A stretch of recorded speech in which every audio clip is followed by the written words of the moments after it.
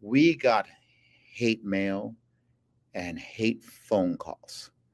You would think we're having church. What do you care that it's in somebody else's language? And they're like, y'all need to go back home to where y'all came from, leave Alabama. We were fine without you.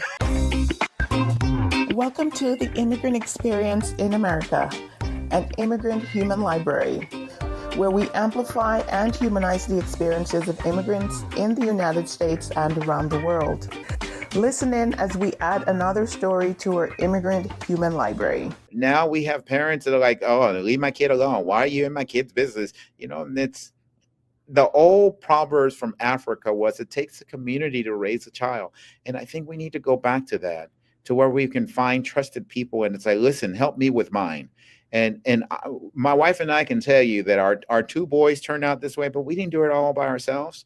We have a community of people that we can count on. When we have to go somewhere, can you please watch our two boys? And they knew there were handfuls, and now when they're doing well, they can receive some of that glory too. It's like, yeah, because they can, like our two boys have surrogate grandparents, and they treat them like that's their grandkid, and every time we needed somebody to pick them up from school, they're their surrogate grandparents picking them up, and now whenever the surrogate grandparents need help, it's like, can you let Adrian come and cut the grass? It's like, Adrian, you got to go to cut your granddad's grass, and they were beneficial for us.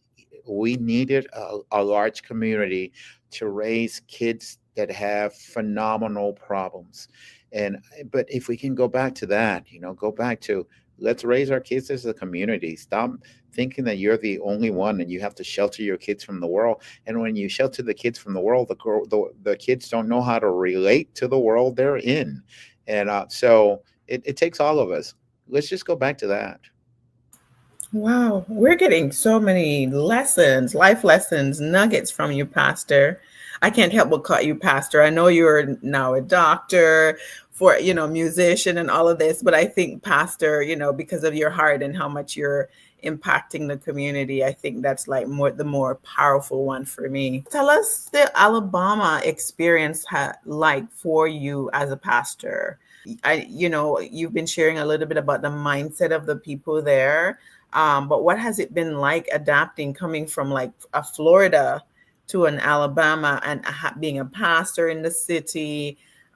You probably were you working at some point as an educator, and what was that like in recent times? Well, when I first came in here, as I said, it was 26 years ago. And I came back here just for ministry. And I was one of those reluctant people. I didn't want to do it. And I still tell my congregation today, I still don't want to do this. It's still too much work. And every day I get over here and it's like, can someone else please take it? So, so when we got here, we ended up having a Hispanic church. And we ended up being on the front page of our newspaper. We had, it was titled, Worshiping God in Their Own Language. We got hate mail and hate phone calls. You would think we're having church. What do you care that it's in somebody else's language? And they're like, y'all need to go back home to where y'all came from, leave Alabama. We were fine without you. So, and then the building that we were using was a borrowed building from one large ministry. And every Sunday, while I was opening the door, the cops will pull up and point their guns at me and tell me to halt. And it was every single Sunday. And it was because I was in a really nice white neighborhood, and it happened to be a Black man opening a church. So I'm like, listen, aren't y'all tired of this? You do it every Sunday, and every Sunday you find out that I'm here. I'm not going to leave here. Just stop bothering me, or else I'm going to sue the police department. And after I said sue, then they left me alone. And so our church was pretty much 100% Mexican. We'd grown to 350 adults in within 3 months. And it was exhausting. Now, what happened in Miami, we were around Cubans all the time. And Cubans and Mexicans are not the same people. We've been to Mexico and we love Mexico. I mean, I have a lot of family members, they're Mexican. But what happened here is the Mexicans that are here are undocumented immigrants that have an average to third and fourth grade education. So when you're dealing with people with third and fourth grade education, they don't want to be educated. They want to just make some money and buy trucks. So because of that, it was really hard for us because they always came in with pastorcito necesito, which is, pastor, I need. And that was the whole view of life is pastor, I need. It's my job to provide their needs. So after doing that for a while, I looked at my wife and said, honey, we're going to have to stop doing this way or else we're going to burn out. I mean, we have the candles lit on both ends and people calling us at 3 a.m. to help them get a ride to go to work in an hour away from here, and no one's chipping in to pay for gas, and then they want you to help with the food and and it's like, yeah, we're gonna have to do something different. So we went from doing that to we're gonna do a church that is everybody. So we have Latinos. It's okay. We're going to translate into Spanish. We have Americans, and we have. So we end up being an international church, and we had 19 different nationalities.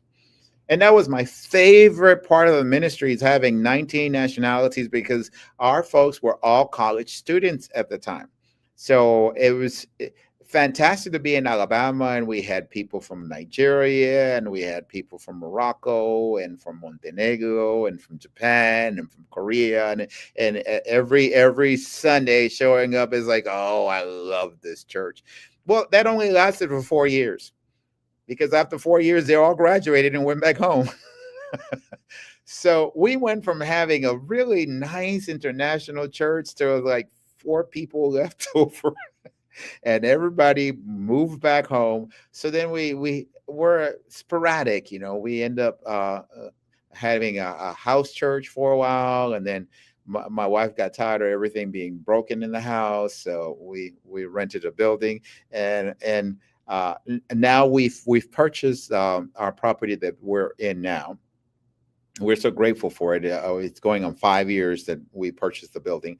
But when we were wanting to buy it, we asked our board, and our board said, no, we can't afford it. It's going to be double of what we're paying right now. So no, we're not going to do it. So I said, okay, no problem. Y'all can keep on renting. But my wife and we're going to buy this property. So we did. My wife and I, we bought the property. You got 22 acres, and the Talladega National Forest was a 6,000 square foot building, and we just put another 6,000 square foot building on it. So now it's 12,000 square feet, and we were going to allow a Mexican church to sublease.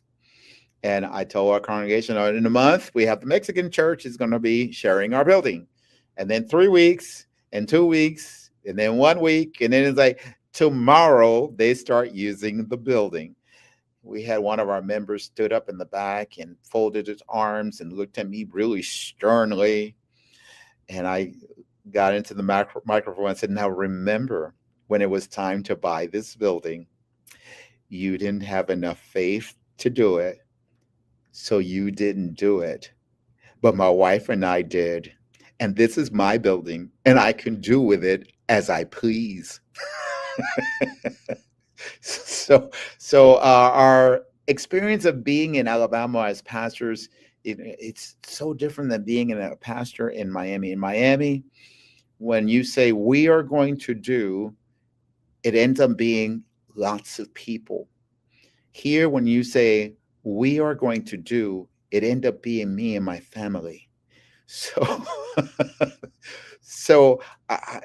we're working through it. We're really working through it. Now I went to Arkansas, and I found that Arkansas was worse than Alabama, and parts of Mississippi were worse than Alabama. So I've had to go to some other southern states and say, thank you, Lord God, for Alabama. because we're not as bad as it could be, but we still need to work on being better, because to be able to reach others, you need to go grow past yourself. So to be able to speak to someone, you have to pass that little comfort zone, or like, what am I going to say? How I don't want to look stupid. And so all the growth that we've had in our congregation has been either my wife invite or I invite. And Miami is not that. Miami's instant growth. It is just, everybody invites, everybody brings in somebody. And and so we're here, we're doing the work, and we're believing that it's going to happen. We're believe that there's going to be a breakthrough, because we so need it. And Alabama is one of those states that if Alabama changes, the United States changes. Let me give you an example. Alabama is the first state in the union to celebrate Christmas. Before Alabama celebrated Christmas on December 25th, it was illegal to celebrate Christmas in the United States. Alabama was the very first state to do it. Now Christmas is celebrated all over the world. So I believe that Alabama still has that power.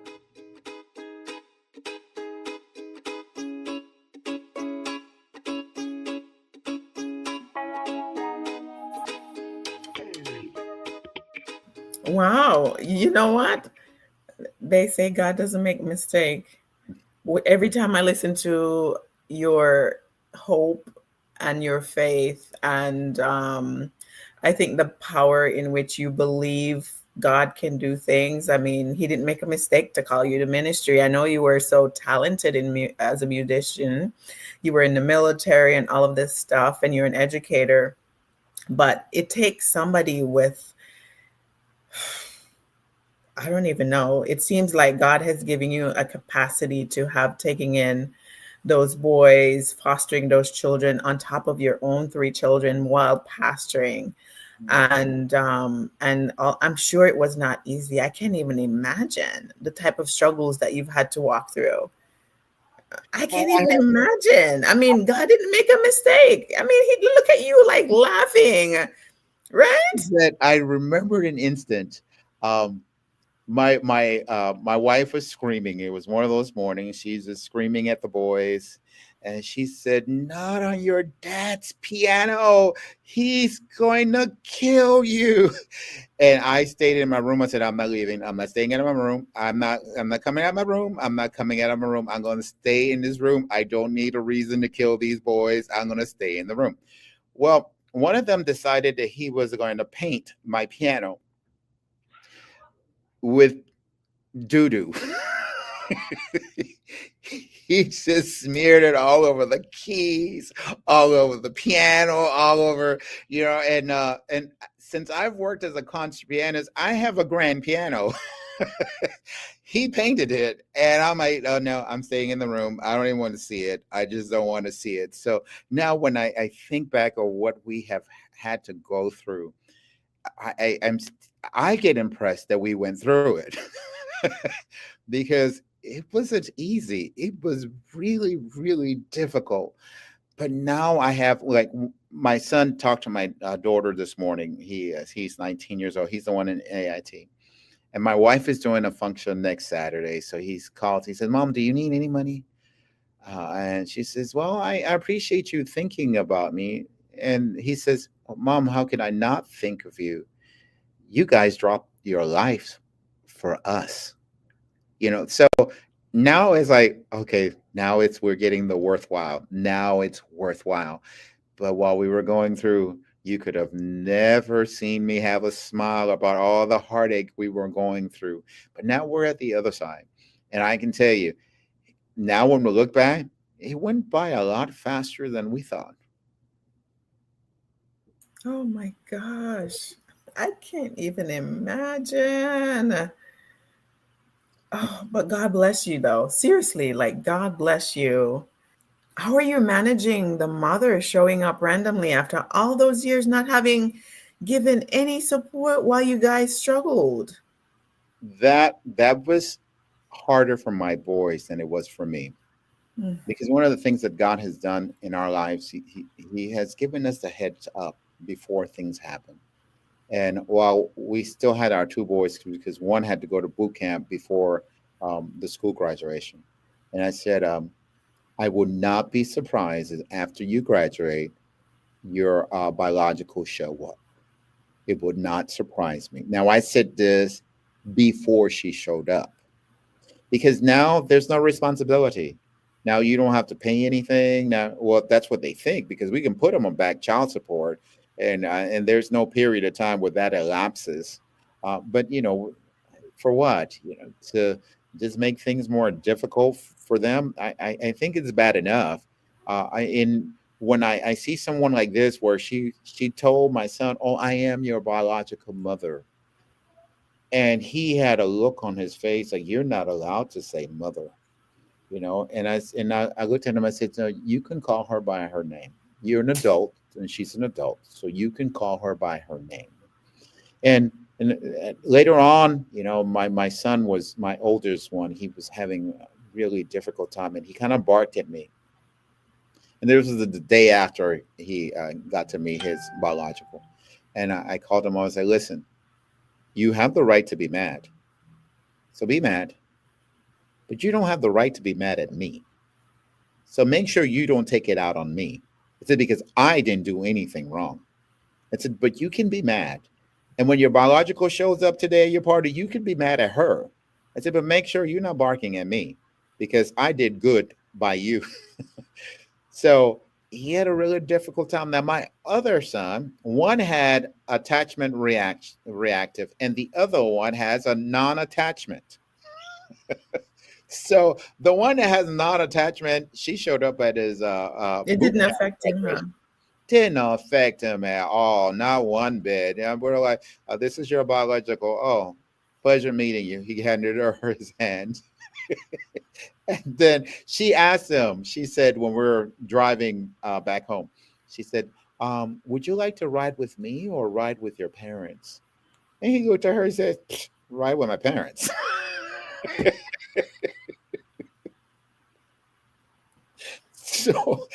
So we're like, okay, well, they're different kids. They're different kids. So one has it really. He's trying to adapt with it, and I said, "Listen, I do want you to have a relationship with your biological, because someday you may have to find some medical history that you can only get from her."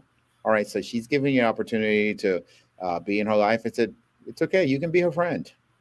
And so you're only going to have one mom and dad. We're not concerned that she's going to replace us, because she can't. I said, "But you are." And then the following week, he needed some medical stuff for the army. And I said, "You got a phone number? Call her and ask." And I am glad that they're able to do that now. I think we'll have more struggle if the dad shows up. See, because the mom, for at least the first year, she tried to help. She tried to send some money, and she tried to send Christmas gifts, and she tried. The dad never did a single thing, not one thing. And the shame of it all is, I'm related to him. I'm not related to the mom. I know he Oh, didn't. so you were related to the father. Yes, he is my second cousin. So I mean, didn't lift a finger. So my youngest, he's really, really, really, really smart. One of these nerdy kids. And I said, "Listen, you're going to end up being a millionaire. It's just bound to, because you think in a different spectrum than everybody else. You're going to come up with something that no one ever thought of. You're going to end up being a millionaire, and probably a multimillionaire. But if I ever hear that you gave money to your biological dad, I'm hurting you." Because that's when they show up from the woodworks. It's like, "Oh, we're related." So he has already been warned. So he's never shown up Never, anytime. never called or nothing. Just abandoned a 3-year-old and a 1-year-old, and that's it. Moved on with his life. And your family does not say if he's still alive. Is he okay? Does he moved on with another family? Well, they were just with their aunt last week. She showed up at the boot camp.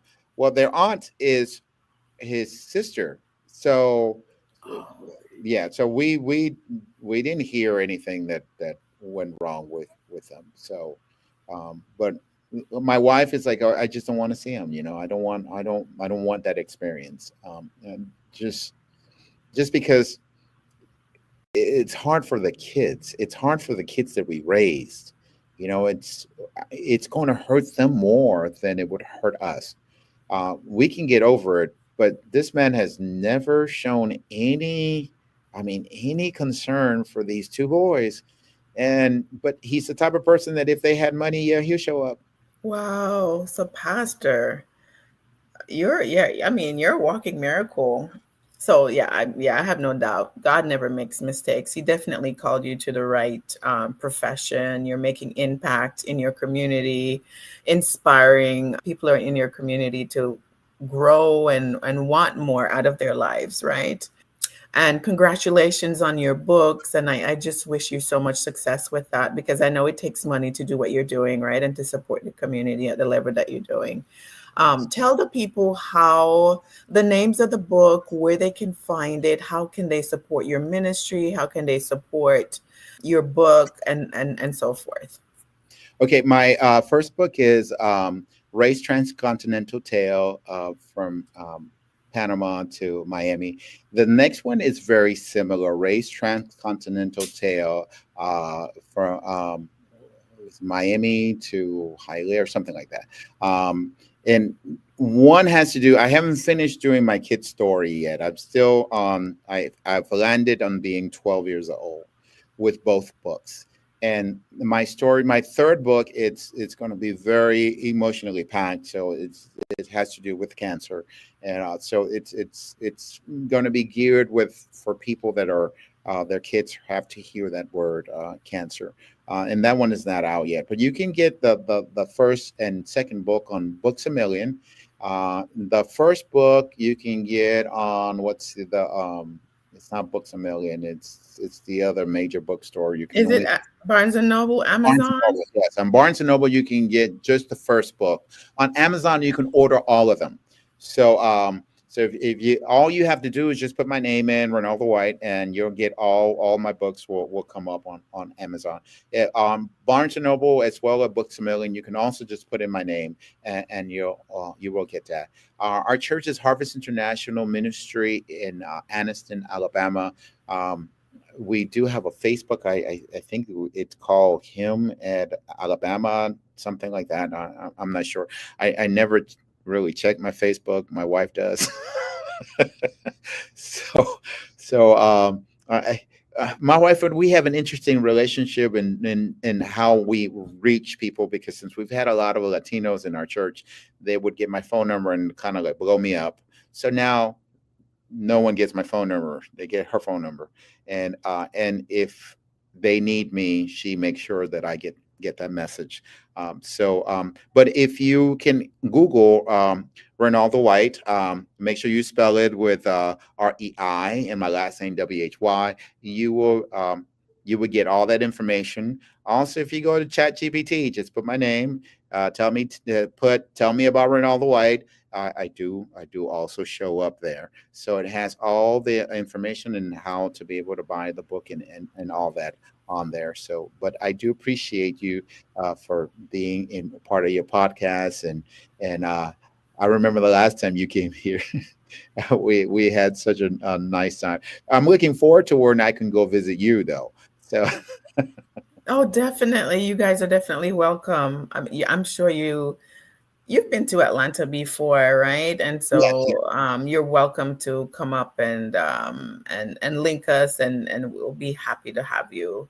It Yeah. was such a nice time spending. I think we spent a day with you guys there, kind of seeing the city and looking at your property, and so much has happened. You've added on to the building. It's the same building, right? It's still the same building. It's just that we kept on doing parties. like birthday parties and baby showers, and then we have these Baptist church benches. And we kept moving the benches. And I told my wife, I said, we're going to break the benches. We need to stop moving the benches.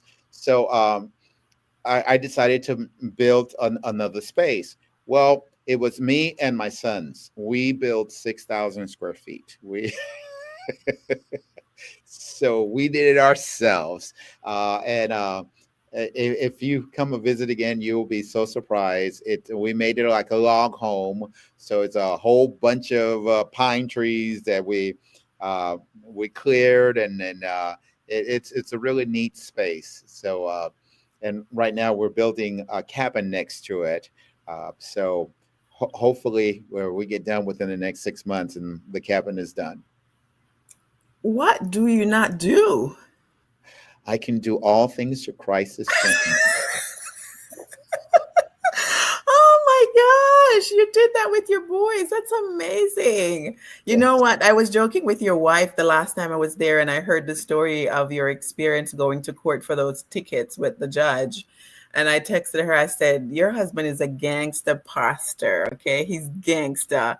He's in the South. He's from Panama. He's Latino, and all of the issues that go with issues that you might have with discrimination and racial issues there.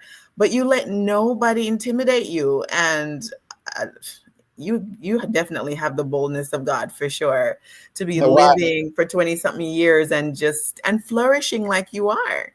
Yes, yes. Well, I grew up in Miami, so no intimidation here. Wow, but what a story. Thanks so much for sharing so authentically about your journey moving from Panama to Florida and now in Alabama for now 25 plus years, right? Yes, Your ministry and the influence. And you also have a very international ministry as well, because you go different places and minister to people yes. and so forth. So, folks, if you are listening and you are impressed and just moved by the story that Pastor Reynaldo White has shared today, feel free to really support their ministry, connect with them if you're in Alabama looking for a church, certainly, right? It's Harvest International Ministry. Yes, yes. And is it a certain part of what's the name of the city where it's located?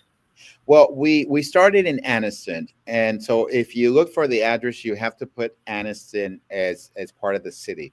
But we're actually in Heflin. We're at the border of Anniston, so my mailbox is in Anniston, and the church is in Heflin. So it is. It's a really cool drive up the hill. So if you don't see a building, as soon as you do the curve, the building is there. And this coming year, we're going to be going to Kenya to go visit our school over there. So if you have a need or you feel like you're called for missions, please let us know, and we would enjoy having you with us.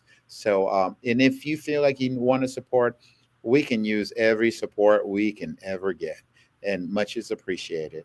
And Simone, thank you, thank you, thank you, thank you. And my family, most of my siblings all live in Atlanta, so we have to make a decision next time we come to go ahead and go see you. Yes, definitely. Link me and we'll make a point to make some point of connection to see you guys. I'd love to do lunch or something.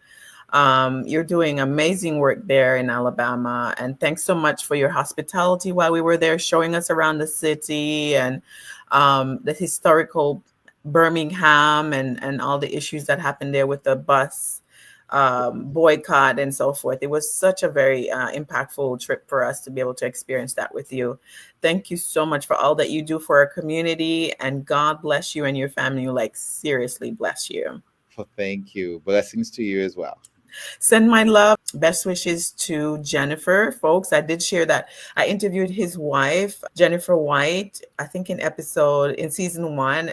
Amazing story of her journey overcoming and dealing with discrimination in the state, and how God helped her overcome some serious impact that it was having on her. Listen to her story, and then share Dr. White's story with your friends and family. Thanks for joining, everybody. For those of you who are still watching, we appreciate your support. And join us again for another episode of the Immigrant Experience in America, where we amplify the stories of immigrants living in the U.S. and around the world.